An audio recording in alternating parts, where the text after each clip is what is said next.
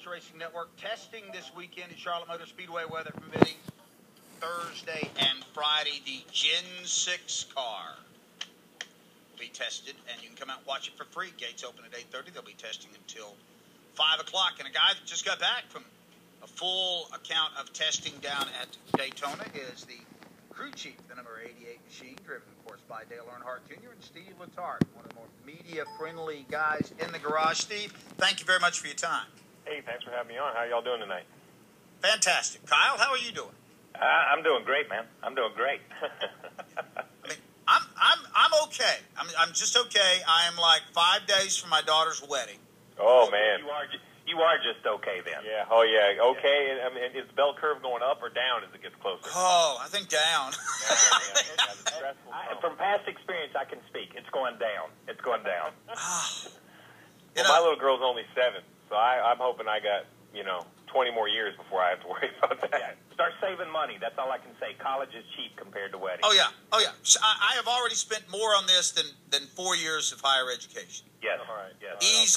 Easily. So, but anyway, that's not what people are tuned in for. Steve, you guys went down to Daytona. You tested. First off, and I saw an article, I guess this was on .com, you stayed literally until they shut the garages down. Was that the case? Yeah, no, I think we got as much testing in as we could. We tested every minute of all 3 days. So we try to learn as much as we can and be prepared to go back in February. So it was a good 3 days, especially that third day. There was a lot of people that packed up and went home. Some unfortunately got caught up in that crash, but others just decided they were fast enough, I guess. So when the garage cleared out, it definitely kind of thinned out the crowd. You were able to make runs a whole lot faster, and it was actually a really productive third day. I wanted to ask something here. We, in the past, this is an observation. In the past, as we've seen Junior come through and come up, sometimes practice would start at 9 o'clock and he'd show up at 8:55. Sometimes he'd drag into a test a little bit late and do stuff.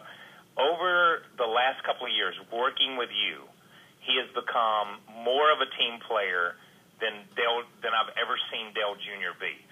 More mature as a driver, more thinking as a driver.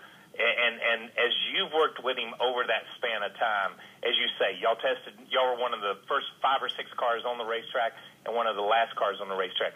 Have you seen that engagement from him transferred to the racetrack?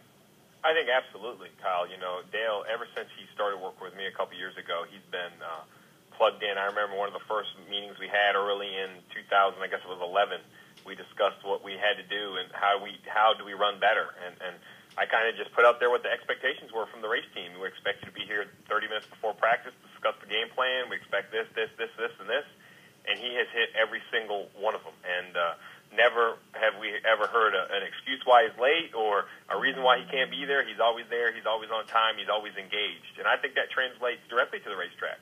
I think this sport is an uphill battle every day.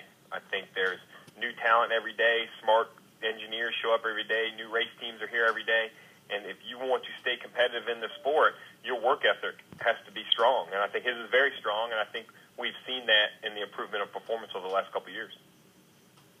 So this year, we had Matt Kenseth on a moment ago, Steve, and we asked him, this is kind of an omnibus question. What did you learn at Daytona? Man, what didn't we learn? What did we learn at Daytona? We learned a lot of things that we need to work on to go back. We learned a lot about single car runs and a lot about speed, but more importantly, I think we learned that the draft is going to be pretty exciting come February. I think these cars are low on downforce. It wasn't very hot, and the track normally has more grip now than it does in February, and they were already sliding around a little bit.